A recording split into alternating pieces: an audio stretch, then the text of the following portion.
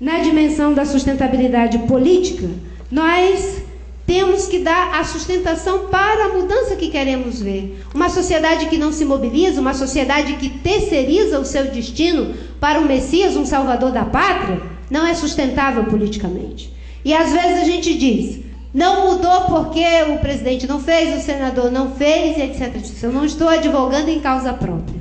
Eu só estou dizendo que a lei da Mata Atlântica, que protege 7% do que resta da Mata Atlântica, que era 1.300.000 quilômetros quadrados quando os portugueses chegaram aqui, para proteger esses 7%, fundamental para o abastecimento hídrico de São Paulo, inclusive, que já depende de transposição, cerca de 20% do abastecimento de São Paulo vem do sistema Cantareira, que é um projeto de bombeamento de água que gasta energia equivalente a uma população de 350.000 habitantes.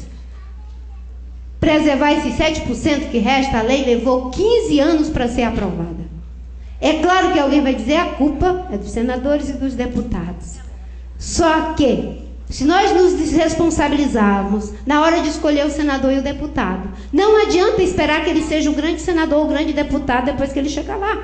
Ele tem que ser alguém que eu olhei para ele e esse aí está comprometido com alguma coisa da saúde, da educação, porque nem todo mundo faz a mesma coisa. Não é? Essa é a dimensão da sustentabilidade política, é responsabilizar-se pela mudança que você quer ver acontecer. Por último, essas mudanças elas não vão surgir por acaso. Não são fruto da onipotência do nosso pensamento, é um processo histórico. O Edgar Morin diz que a mudança no começo é apenas um pequeno desvio. Eu gostei disso que ele disse. E que nós temos que ficar atento para os desvios para ver qual é o que deve prosperar. Porque num desses desvios pode estar a mudança que nós queremos. É uma perspectiva que coloca o homem no centro do processo de transformação econômica, social, cultural. Nós temos que construir esse desvio. Augusto Conte dizia que o projeto de mundo melhor de cada autor caminha em paralelo ao mundo pior que ele vive. Se eu estou vislumbrando, se eu estou vendo que tem um mundo pior, falei aqui de várias crises, mas paralelo a esse mundo pior, tem um mundo melhor. E para isso é preciso de ouvidos que escutem, olhos que percebam. Porque às vezes a gente ouve, mas não compreende, e enxerga, mas não percebe. Esse é o esforço que nós estamos diante dele. Como é que vamos então fazer para isso? Não estou dando receita, são reflexões. Para isso há que se ter uma visão para fazer essa mudança. O que orienta tudo é a visão que nós temos das coisas. Para isso há que se ter um processo. A visão precisa de um processo. E o processo precisa de uma estrutura. Visão, processo, estrutura. A visão, que seja uma visão, que seja acolhedora dessa diferença. Que esteja baseada por valores. Valores éticos e morais duradouros. E em cima de valores, princípios éticos e morais duradouros, é possível fazer alianças pontuais. A gente não tem como ser todo mundo a mesma coisa. Está todo mundo na mesma universidade, todo mundo no mesmo partido? Não. A gente não tem como ser todo mundo de direita, todo mundo de esquerda, todo mundo de centro. A gente é diverso, a sociedade é diversa. Mas tem uma coisa que pode ser a base para todos. Os valores duradouros. Em cima desses valores nós podemos fazer alianças pontuais para mudar o mundo e depois mudar o mundo mudado, porque a história não para. A visão tem que ser uma visão generosa, acolhedora da diferença. A visão não pode querer diluir os sonhos, nem homogeneizar as diferenças. A pior coisa que tem é um ser que não tem a sua marca, que não tem o seu lugar de desejo. Cada ser humano tem um lugar de desejo, não é? O Freud dizia que existiam 3 impossíveis, não é? É impossível educar, dizia ele, é impossível curar, não é? E é impossível governar. E o Lacan acrescentou, é impossível fazer desejar. O indivíduo é que deseja, é ele que se coloca nesse lugar de desejo, que quer a mudança, que quer a transformação ou que quer a preservação das coisas boas, porque não é só mudando que a gente está sendo inovador, às vezes é preservando que a gente está sendo também inovador. A visão tem que ser generosa.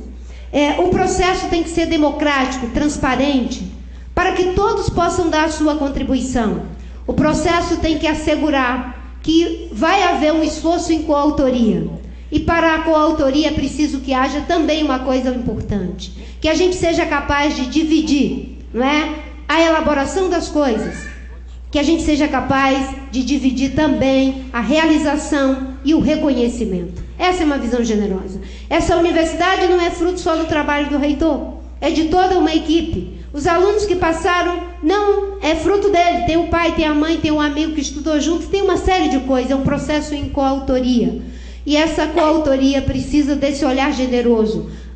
O processo ele tem que ser um processo que prima pela transparência. A melhor forma de você evitar a corrupção é a transparência.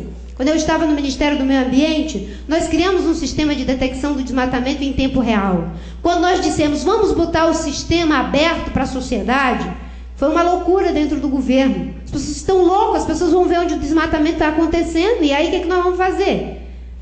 Eu digo, nós vamos fazer, nós vamos ter que dar um jeito. Nós precisamos ser eticamente constrangidos, porque as pessoas estão vendo, a transparência é a melhor coisa. Não deu outra. O desmatamento que chegou a 27 mil quilômetros quadrados em 2004, caiu para 18 mil em 2005, depois caiu para 14 mil em 2006, depois caiu para 12 mil em 2007 e o ano passado foi 7 mil quilômetros quadrados. A Rede Globo montou um sistema que ela linkava direto onde estava acontecendo o desmatamento. E o que aconteceu? Mais de 47 milhões de pessoas entraram no site para ver o que estava acontecendo. Quando tentaram revogar as medidas de combate ao desmatamento, quem se levantou para defender as medidas? A sociedade, porque estavam sendo informados. Existe uma coisa nesse país boa que foi criada, chamada Sistema Único de Saúde. É um sistema democrático, no meu entendimento. Com esse sistema, pode não ser o ideal, mas é possível dar transparência e fazer o envolvimento da sociedade nos processos de saúde pública para melhorar a saúde. Por último, a estrutura. A estrutura tem que ser flexível, tem que ter alguma plasticidade, para ser capaz de ser mobilizada. A gente não tinha um dogma, é o mercado que se autorregulamenta. Veio a crise e flexibilizou. Não, o Estado tem que socorrer. De repente, foi rapidinho. Em outros aspectos, a gente tem causas pétreas. Não, as estruturas têm que ser flexíveis. As coisas flexíveis não significam que são frágeis. Aliás, tem coisas muito duras que são muito frágeis. Se eu jogar isso aqui embaixo, vai ser um problema. Mas as coisas flexíveis para quê? Para poder receber o melhor da academia, dos empresários, dos trabalhadores, da sociedade, dos médicos, dos cidadãos de um modo geral, né? Esse é o desafio da sustentabilidade. Por último, eu quero voltar aqui à ideia de uma universidade que, nas palavras que foram ditas aqui por todos os professores, está com um compromisso de formar pessoas que vão cuidar de pessoas desamparadas numa situação de desamparo sistêmico, de crise econômica, social, ambiental, cultural. Não é? Isso é motivo de nos desmobilizar? Não, pelo contrário. Nunca a chama da esperança deve estar tão acesa que é essa de que estamos fazendo algo relevante para mudar a história da humanidade. Foi assim que fizeram os primeiros grandes homens que inventaram meios para aumentar a produção agrícola, para aumentar a eficiência na área de saúde, para aumentar a nossa eficiência e capacidade de elaborar, produzir conhecimento, como Piaget, como tantos outros grandes educadores do mundo. É o mesmo apaixonamento que deve nos mobilizar aqui.